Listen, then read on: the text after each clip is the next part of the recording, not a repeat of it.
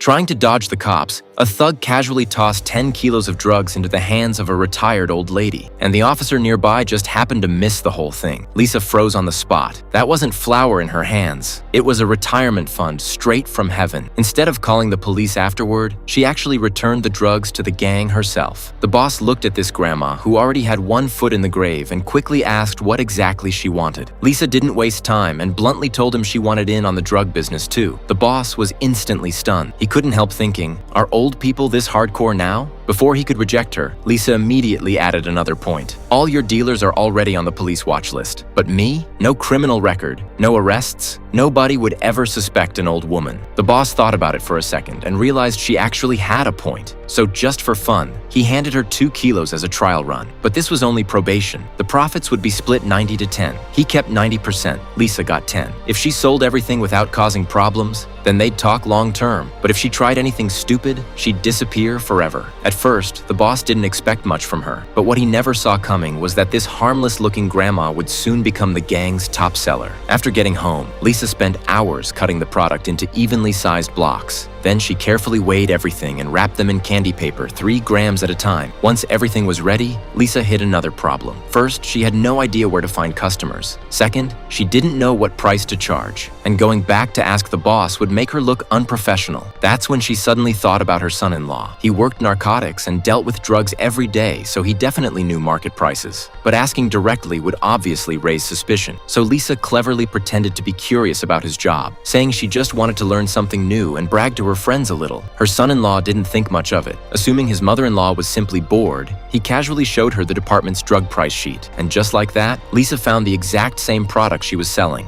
Seeing the suspicious look on his face, Lisa quickly stopped talking, but she had already memorized the prices and started doing the math in her head. The boss's product basically cost her nothing. As long as she sold slightly below market value, customers would come flooding in. Lisa picked the underground tunnel near the train station as her selling spot. Crowded, chaotic, and packed with all kinds of people. It was the perfect territory for dealers. Since it was her first time selling, Lisa had zero experience. She could only walk around asking strangers if they wanted something good. At first, nobody paid attention to her. Dealers and addicts usually recognized familiar faces, and most people assumed she was undercover police bait. Lisa wandered around the tunnel all afternoon until her throat was sore, but she still hadn't sold a single bag. To finally make a sale, she lowered the price and started a discount war with 20% off. And it actually worked. The first buyer cautiously bought 1 bag. After confirming the product was real, word spread instantly. Soon, more and more customers started showing up. Drugs other dealers couldn't move in half a month were sold out by Lisa in just 3 days. While the other dealers constantly lived in fear of getting arrested, Lisa used her harmless grandma image as perfect cover and made a fortune with almost no effort. When she brought the cash back to the boss, everyone in the room was stunned. After proving herself, Lisa not only got her commission, but also landed a much bigger order. This time, the amount was 5 times larger than before, a full 10 kilos. Even better, her cut jumped from 10% to 20%. Just when Lisa thought she was about to reach the peak of her life, she ran into police patrol officers the moment she walked downstairs. And the smell coming from the drugs in her bag quickly caught the attention of a narcotics dog. Luckily, before things spiraled out of control, her son-in-law arrived just in time and helped her out of the situation. On the way home, Lisa slowly realized she couldn't keep carrying raw product forever. After all, drug dogs are professionally trained and extremely sensitive to the smell. So to solve that problem and take her business to the next level, Lisa came up with something insane. Using her cooking skills, she created weed cakes that shocked the entire underground market, and they were even cheaper than the competition.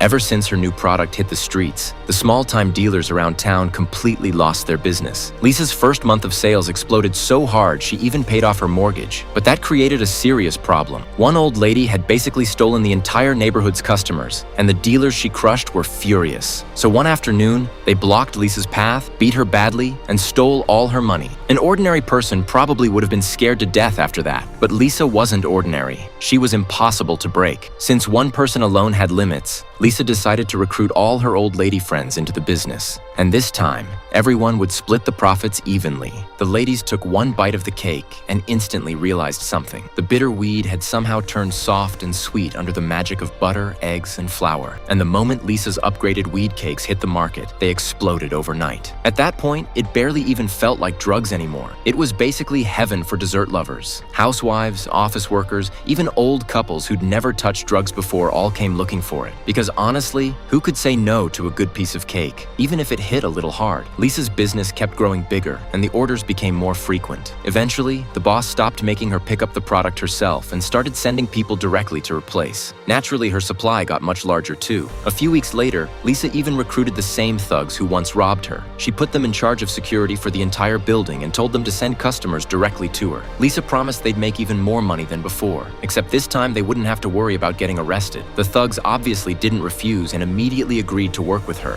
From that day on, Lisa basically ran the whole business from her apartment. The system was simple. The thugs brought in customers, the old ladies baked the cakes, and Lisa handled the money. Whenever a shipment sold out, the boss's men delivered the next batch in person. Both sides counted the cash face to face, and once they walked out the door, missing money was nobody's problem. But when business gets too big, eventually the real boss always notices. One night, several men in black suddenly escorted Lisa into a car. Sitting inside was a sharply dressed man who looked more like a businessman than a gangster. He was the boss above the boss, the real kingpin running the entire operation. He was extremely curious how Lisa had managed to triple their profits. Lisa simply told him it was a trade secret, but the kingpin didn't care about that. In his eyes, since Lisa was this capable, she might as well replace the old boss completely. At first, the lower boss thought it was a joke. Then seconds later, he was kicked out on the spot. Inside the car, the kingpin revealed an even bigger plan. He wanted to expand Lisa's business and push the weed cakes directly into the youth market. That way, once the kids grew up, they'd already become loyal customers for life. Lisa tried to argue, but the kingpin coldly told her it wasn't a discussion. It was an order. The gang moved fast. The very next day, while picking up her grandson from school, Lisa spotted one of her cakes in his hand. At that moment, the air completely froze. She finally understood how terrifying the kingpin really was. From that day forward, Lisa never baked another cake again. Instead, she spent her days traveling with her friends, staying in luxury hotels, and enjoying the kind of life they had never experienced before. But the peaceful days didn't last long. A few days later, Lisa returned home and was horrified to find the entire place trashed. Furniture was smashed everywhere. The former boss had come to deliver a message. Starting tomorrow, Lisa would make cakes for students every single day, and even one missing order wouldn't be tolerated. If she refused, or worse, contacted police, she could prepare to collect her family's bodies instead. Right then, the doorbell suddenly rang. It was Lisa's son-in-law, arriving with a few co-workers. He'd heard his mother-in-law recently started a business and worried she might be getting scammed, so he stopped by to check on her. Seeing this, the former boss immediately warned Lisa not to call the police, or she'd never see her grandson again. After saying that, he escaped through the balcony with his men. Once the son-in-law saw the destroyed apartment, his first instinct was to report it. But Lisa quickly claimed it was only a simple burglary and insisted there was nothing valuable in the house anyway, so there was no reason to waste police resources. After a long explanation, she finally managed to send him away. With nowhere left to turn, Lisa immediately thought of her 3 old friends. Together, the elderly revenge squad quietly infiltrated the gang's hideout.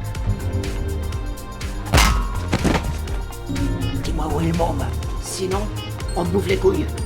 At gunpoint, one of the gang members nervously rang the doorbell. The second the door opened, Lisa and the others rushed in with guns drawn and instantly took control of the room. The former boss panicked the moment he saw the situation and quickly signaled his men to release the hostage. But right then, everything suddenly went wrong. Just after the situation stabilized, the kingpin called. He told Lisa that if she cooperated, he'd forgive everything and let them leave alive. Lisa refused without even thinking twice. The moment he heard that answer, the kingpin ordered his men to kill everyone immediately. At the same time, the former boss sent people downstairs to grab Lisa's grandson, and that's when the movie reached its biggest climax.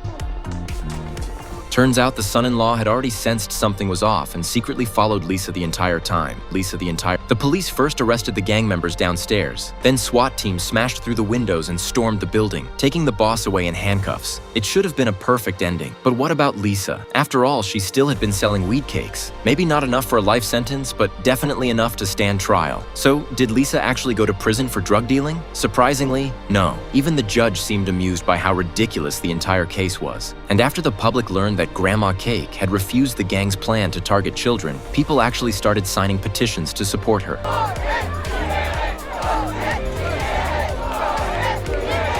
In the end, Lisa and her old lady crew could no longer openly sell special cakes anymore, but they definitely learned how to bend the rules. The group eventually opened a bakery in the suburbs, and their signature dessert became known as Lisa's Special Cupcakes. As for whether they were completely legal, well, nobody really knows.